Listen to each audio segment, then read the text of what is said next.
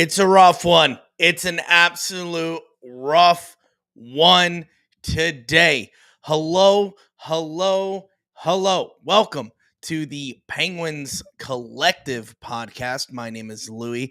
Josh is not here today. He's doing something. I'm riding solo today. I'm excited. I wasn't excited about staying up and watching that horrible shootout. The Pittsburgh Penguins fall to the Philadelphia Flyers 4-3 in overtime. It was rough. It was definitely a rough watch for the Pittsburgh Penguins. I mean, we got a lot of things to break down today. A lot. Yeah, kind of a lot. Only because I'll tell you why. Just because there's some things that I feel like we need to talk about as Pens fans. And we'll get into that in a moment. But before I continue, welcome to the show. Like I said, Josh is not here, but hey, I can't do the normal intro without Josh. Is kind of the whole thing. But welcome to the Penguins Collective podcast. We're just going to break down this game against the Philadelphia Flyers tonight. Thank you guys so much for joining on YouTube, Twitter, and Twitch. Make sure you guys hop on YouTube and Twitch if you want to comment and get involved in the conversation. We already see some comments rolling in right now, so make sure you guys get included in the conversation. It's a loss tonight. It's a loss. So what does that mean? The Penguin head's not coming on. All right. That's what that means. It's a rough one. Okay. I can't say it other than that. We only to start the game, we had a few lineup changes. Nieto is out with a lower body injury, and so is Achari. He is also out with a lower body injury. And apparently from Mike Sullivan, that's day to day. So Vinny Henestroza came back into the lineup, and for the first time this season, Kupanen, he came in. So that's number 15 if you were watching him. He had some pretty good chances today, but that was his first NHL game today. So congratulations to him. He played all right. So Nieto and Achari is officially out. And with that came a very boring game. All I saw from the Penguins Twitterverse was it's a boring game. It's a boring game. We were slow. The Flyers controlled the game a majority of the game. I wouldn't say the Penguins came in flying. I wouldn't say the Penguins were playing really well. I feel like they were just playing catch up. The Flyers were, without a doubt, controlling this game, and that's kind of hard. It's kind of hard to kind of explain the frustration there, only because our last game that we talked about, me and Josh talked about, is how it kind of, it's frustrating to say. I keep on using that word, and I don't want to keep on saying frustrating. It's frustrating. It's a bad game. Blah blah blah. But when you come in from a game like last game where we played well, Jari got a goal, everyone's living on cloud nine, and you come into this game, you're back at home. That should be a good thing, right? You're back at home. You're playing against the Flyers. They're kind of talking up this rivalry once again, which is good to, as a Penguins fan. It's good that we're kind of lighting the kindling there. They kind of starting the fire on the rivalry that it should be. It's Pittsburgh. It's Philly. That's the Keystone State rivalry that I grew up on. And I know Josh, of course, because if you watched our very first episode about the history of the Pens Collective and me and Josh originally started off as a Flyers fan, just because he's weird and he decided to do that.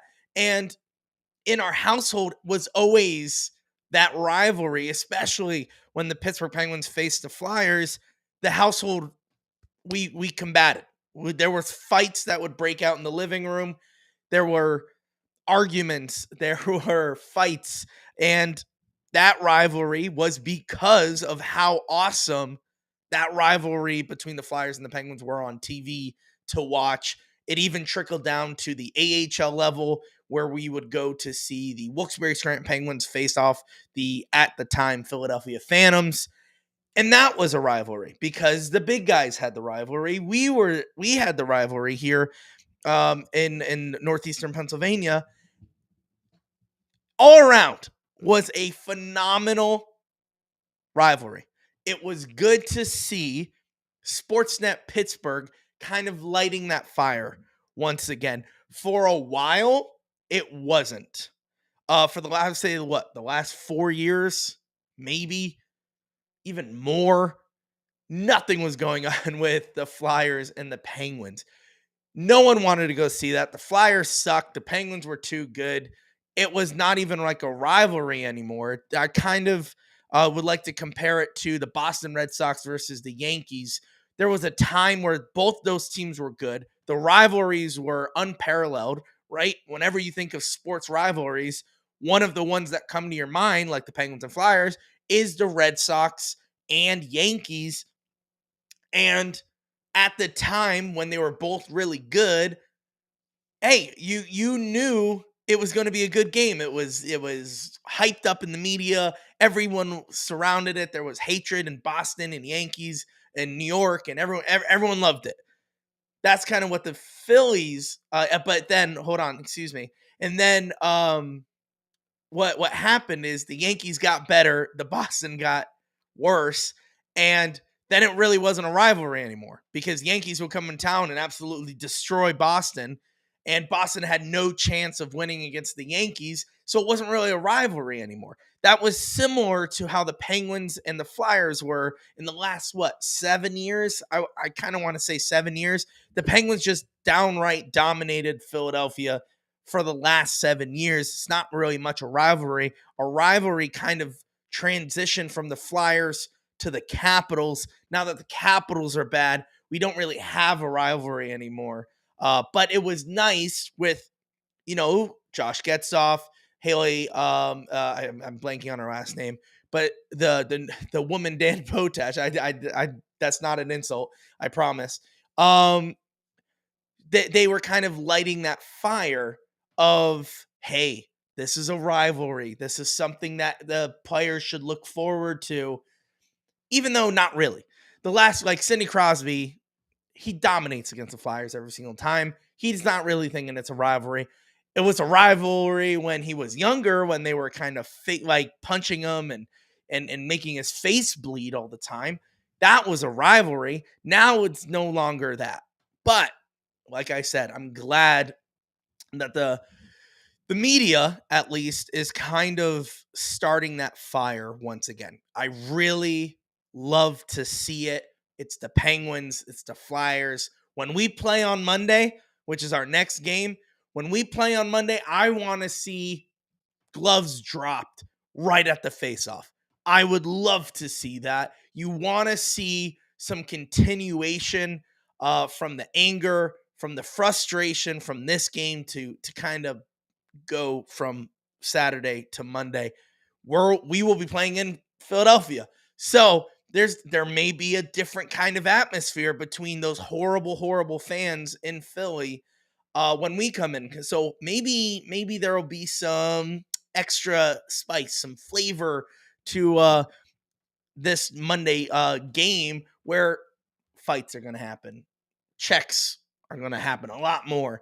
Some physicality is going to happen. And that's kind of what I want to talk about leading into tonight's game. I wanted more physicality. I wanted something that would help spark this rivalry once again. The media were talking about it, and I was also talking about it. I wanted to see the guys that we know are physical, that we've been talking about that are physical, to come into this game and lay people out. And I think in the beginning of the game, where it was a snooze fest, some guys did that. Ludwig didn't really lay out. I know kind of Josh Getzoff and Colby Armstrong were kind of saying that, hey, look at what Ludwig did. Like he laid out the body. And I would kind of disagree. He didn't really do that. It's not like he chased after a guy and kind of put him through the boards. Flyers just kind of came and trying to hit him, and he just stood his ground, and the other flyer went flying. No pun intended there, and like into his own board, into his own bench. So it wasn't really a hard check. I wanted to see Ludwig do a lot more, especially how close the game was, especially how physical and how the Flyers kept on finishing their checks. That's something I wanted to see from Penguins. I wanted us to get in front of the goalie, and I wanted us to let them know that we're not going anywhere, especially how close that game was. It was a lot of back and forth. The first period, let's talk about that real quick. Snooze fest. I think we all can agree. Snooze fest. Not much going on. Maybe a little bit of physicality. Maybe. I wouldn't say much. Like, I want to see more. I wanted to see more physicality. Guys, let me know what you guys think in the comments below. Whether YouTube, on Twitch. How was the first period? Let me know, because I am interpreted as an absolute snooze fest. Not much going on. And like I said, I want to see more physicality. Second period, kind of going right into the second period. There were glimpses of what I thought were good. You like to see the Penguins get into the zone. You like to see how they're just moving the puck. They weren't moving the puck great in the first period. There were turnovers, which has been a continuous problem for the Penguins. But then in the second period, they kind of found their rhythm with their passing. Didn't really help out, just because we weren't really scoring. And then obviously we got it going. Gensel scored 2 goals, and as we all know, how it kind of shook down, how kind of all came together. How about that? Gensel scored 2 goals, and when we're talking about puck movement, it also comes and stems from how we are playing in the zone. And when we're playing in the zone, especially on the power play, you need to figure out when to shoot the puck and when to pass the puck. And I felt like today, especially in the second period, we were not shooting the puck. We were just passing the puck around all day. Nothing really happened. And it kind of just frustrates. I hate using that word, frustrating. It's annoying. It's just shoot the puck. I was yelling at the TV, just shoot the puck, especially on the power play. Shoot the puck. And it's just, the second period wasn't great. It just it is what it is. Third period, once again, it is what it is. We were outplayed by Philly. And of course, we go into overtime, and OT was madness, straight up madness. Back and forth, a lot of opportunities for the Penguins. Not that many opportunities for the Flyers. I think we did a pretty good job playing defense in OT. And it went into shootout, and we lost, just not being able to put the puck in the back of the net. And I want to get to the root of all this. Why did it come down to this? Why is this a boring game? Why did we not shoot? And most importantly, why didn't we not go into overtime? Does that make sense? Why did we not head into overtime? Why didn't we just win in regulation? And there's a simple answer to that, and that's special teams. I think you, just as much as me, was yelling at the TV a lot tonight about the lack of enthusiasm from the Penguins, the lack of the attempts on the power play. And let's just dive into that real quick. The power play is absolutely trash. Okay? Absolutely trash. Something needs to be done with the power play. And I wish Josh was here so I could kind of have someone to bounce off this. Todd Reardon needs to go. Todd Reardon should be fired, should be sent packing tonight. What is it? 26 in a row power plays we haven't scored. That's 26 in a row with Sidney Crosby, Evgeny Malkin, Carlson, Gensel, and Smith. You're telling me we cannot score at all in 26 tries with that group? That's an all-star cast, and we are not scoring. That we're done past, oh, we'll try something. We're done. We're done with that. I've ran out of patience with, oh, maybe if we do this. Because I've been yelling it from the mountaintops. I've been saying it. I've been screaming it until my face turns blue. Move Malkin down to the second unit. Actually, move Letang with him there. So have Letang be the quarterback of the second power play. Have Malkin be that guy on the second. Crosby and Carlson lead the first. Add some character guys on those power play units, and I guarantee you we see more goals. But that was my original. That was my thing that I've been yelling. Now we're done with that. We're absolutely done. Fire Todd Reardon. He's done. I had, especially, I said what? Toronto game. Toronto, if we didn't score during the Toronto game, he should be done. I've given him time. He has Sidney Crosby on that power play unit. He has Evgeny Malkin on that power play unit. He has, oh my gosh, he has Carlson on this power play. And he can't score? That's unreal. Something needs to be done about Todd Reardon. It's not the players. On 5-on-5, they're producing. Crosby's our top scorer. I think Gensel passed him tonight. But Crosby's our top scorer. And he can score on a 5-on-5. He can't score on the power play. So what does that tell you? It's not the guys who aren't producing. It's literally the drawn plays that this guy gets paid to make up. And we're not producing. Get rid of him. It's not Mike Sullivan's fault. It's not. Mike Sullivan's a great head coach.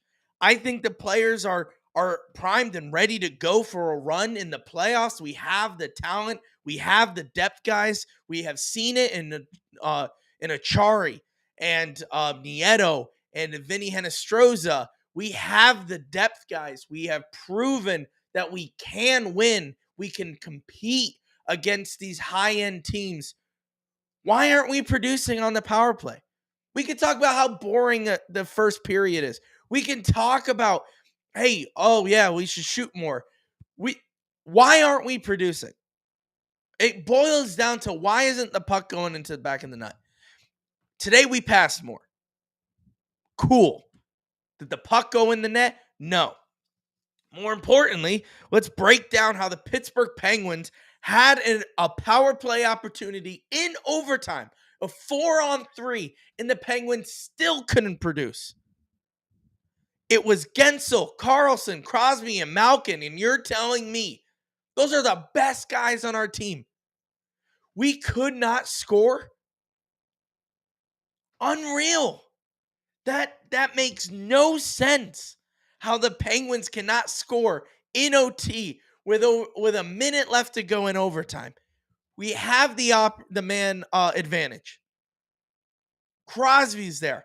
Malkin's there. And we can't score? That's ridiculous. You have to draw the line somewhere. We have to draw the line. And I think we have to fire Todd Reardon. We have enough coaches. We have enough people to fill his gap, to fill his position. Let's get rid of him. He's clearly not helping the team. He's not. It's not a player issue. They're scoring 5-on-5. I think we need to fire Todd Reardon, and I officially am being the first one to shout it from the mountaintops. Get Kyle Dubas, if you're hearing this, Mike Sullivan, if you hear this, pack his bags. Go physically help him pack his bags, clear out his office. Don't let him have an office when he comes in to work tomorrow. That's unreal. The dude needs to go.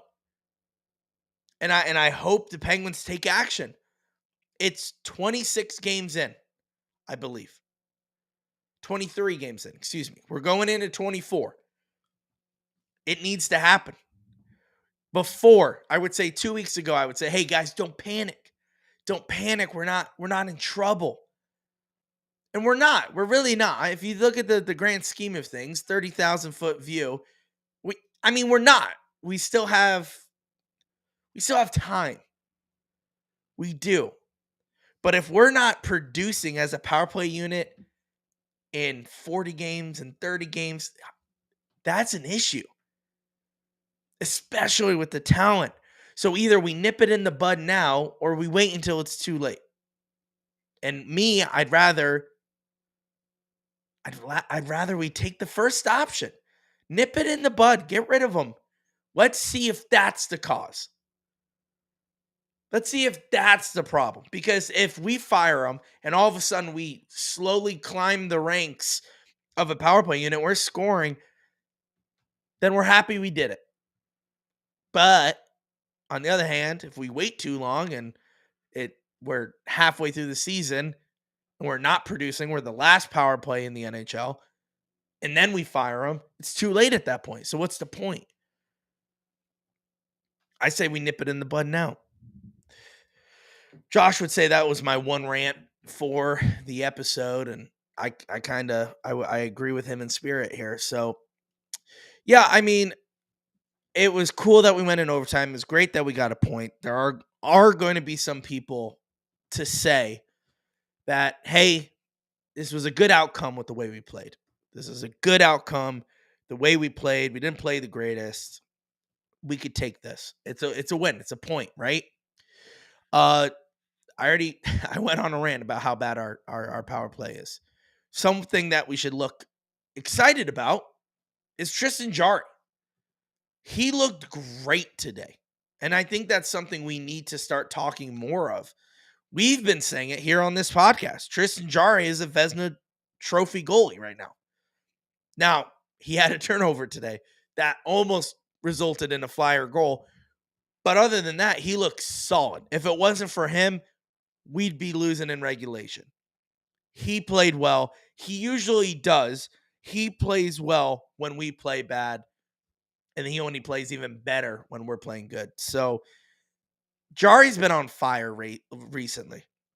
And I think that's something to celebrate as Penguins fans. Yes, we got a point tonight. Yes, Gensel scored 2 goals. Yes, half off Jake Shakes tomorrow. But Jari's playing really good. And that's the one you got to hold on to. We have a good goaltender. For once in couple years, 3 years, I'm excited about our goaltending. Nedeljkovic looks solid as a backup. He knows his role, which is good because Casey DeSmith last season did not know his role. He wanted to be the starter. Nedeljkovic knows his role. Jarry is happy with that, and he's running with it. So take something strong. Tristan Jarry is our MVP right now. I would love to say it's Sid. It was when he was going on that point streak, but right now he hasn't had a point in 2 games, I think 3. And Jarry's been looking solid. Obviously, I think we're going to play Nedeljkovic on Monday, but I would love to just start Jarry just to keep him going. I think it's a hot hand. He was shooting on net today in overtime. He loves it. He loves the attention. We were shouting Jarry in the arena. That's awesome. That's awesome. Keep it up. Jarry is kind of, he's a great takeaway from tonight's game. Even though we lost, even though, the shootout, he looked really good, and that's something that we should be happy about, is having a good, solid starting goaltender in the Penguins. And I kind of mentioned it earlier, glimpses of greatness. There's been times where we're getting an odd man break. It just doesn't kind of happen. It just kind of doesn't formulate.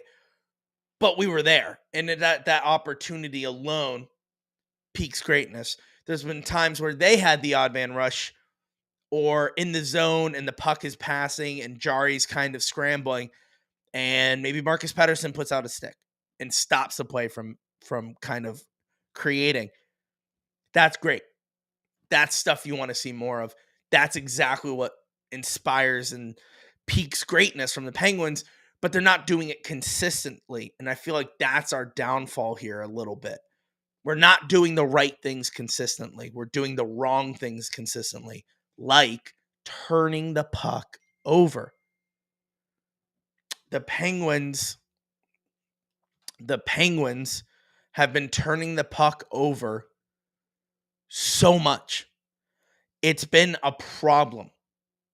And recently, I saw on Twitter and how the Penguins are practicing. You know, you follow the Penguins Twitter accounts, the people who I guess write about them. You'll see that they post of um, practices, and you'll see that it's very skill heavy. Hey, we're gonna work on breakouts. We're gonna work on this. We're gonna do that. But I feel like sometimes you need to kind of like go back to the fundamentals, like turning the puck over. That's a massive thing for the Penguins, and we continue to do it. And that is a big problem, a massive problem. The Penguins need to learn to stop turning the puck over, because when I guess it's kind of a double-edged sword, because without us being so bad, we wouldn't have these glimpses of greatness.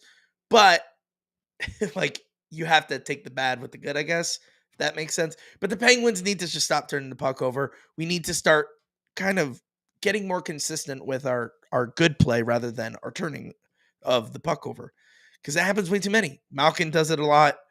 Graves did it a lot. Even Jari did it today. And it's just something that could be so easily controlled, so easily handled, and we turn the puck over, like literally. It's something easily you can hold on to, and we just turn the puck over. And it's just not great. We talked about how Philly controlled the game. And I think with that, let's kind of go into our one segment here. Our good, the bad, the ugly, right? We do a segment here on the Penguins Collective podcast. We do usually two segs on this podcast, but today we'll just do one, and then we'll wrap it up here. So our good was Tristan Jarry. Like I was mentioning before, Tristan Jarry has been solid for us, and he's been on fire for the Penguins. So that's something that you need to hold on to as a Penguins fan. That's great. That's something you want to do. You want to hold on to the fact that our Penguins are playing well. And Jarry is the good. It could have been a lot worse today. We would not have gone into overtime. Jarry saved us. Jarry has played great. He is the good. The bad, I talked about turnovers. Something that should be easily handled. We fumble it on all the time. That's our bad. The turnovers. Ugly. Todd Reirden, the power play. Fire Todd Reirden. That's our power play. It's ugly. Get rid of it. Make some changes. Fire Todd Reirden. That's what I would say. Make changes. Fire Todd Reirden. I'm telling you, they are. He is terrible. Let's nip it in the bud. But guys, before we go, just want to do a quick little ad for you. If you see scrolling on the bottom here, right? You wonder what the heck is Shop Yins. Yins is a brand out of Pittsburgh here. You see that Y on my hat? They wanted to create a symbol, a logo, to unify all Pittsburgh sports. You see those ugly V penguin with the stars for Steelers and a P in the background for the Pirates. It's just downright ugly. You see it on cars, you see it on shirts, and you're wondering, Was someone on LSD when they designed that logo? Now you don't have to worry about that. You got Yins, okay? Yins is a nickname for all Pittsburghers, okay? You throw this hat on and it unifies all of Pittsburgh. All right, you can get hats, you can get shirts, you can get our shirts, the Penguins Collective. You can get Carlson shirts, Crosby shirts, Kyle Dubas shirts, Steelers shirts, Pirate shirts. Go on that site, and on your first purchase, use code TPC15 for 15% off your first purchase. All right, it's awesome, great quality, great printing. I highly recommend it. Also, highly recommend going on shopyins.com and getting our shirts. We have 2 shirts as as always, let's go Pens, and our logo, which is right here, the Penguins Collective on a t-shirt. It's really cool. You can even select the color of what you want: gray, white, black. You guys can go do it. It's great price, great quality. Make sure you go to shopyins.com. That's shopyins2z's.com and use code TPC15 for 15% off your first purchase. All right, guys, that'll do it for this episode. It is so hard, okay? So hard to do this solo. So I got to give it up to Josh when he does it, because it's hard. You know, you wanna bounce ideas off someone. You want to kind of talk and kind of argue, and that was the whole premise of the Penguins Collective podcast: is that two brothers talk about the Penguins and we argue because we usually do. And it's hard to do that without anyone. So really missing Josh tonight. I know he's doing something for his church, and that's awesome. I'm really upset that we didn't get to wear the iceberg hat today. But what are you going to do? Thank you guys so much for joining us on YouTube, Twitter, and Twitch. Make sure next episode on Monday after the game, you get on those platforms and you comment and you get involved in the chat. I want to hear what you have to say. That's the whole point. I want to hear what you guys have to say, and I want to hear your thoughts on the game. If you guys are listening audio, you could find us on any podcast platform: Spotify, Apple, Amazon, iHeartRadio, Chatbox. I know there's a bunch of other ones. You can find us there. We appreciate you guys listening. We appreciate you guys reviewing this podcast. And if you have any comments you hit us up, make sure you hit our email. We haven't done that in a while. We haven't said reach out to us. So reach out to us. It's the Penguins Collective at gmail.com. Make sure you message us. We want to hear from you guys. So that'll do it for this episode. As you can tell, I'm a little under the weather, but it's okay. I am making a full recovery. I will be better for Monday's game. Just like the Penguins, I will be better. Okay, let's hope. That'll do it for this episode. Guys, thank you so much for joining this episode. Thank you so much for listening to me rant and probably saying the same thing over 500 times. I appreciate it. All right, this ADD brain, hard to maintain, okay? It's like a wild bronco. It's hard to break it. So thank you guys so much for listening to me rant. Thank you so much for joining us. And as always,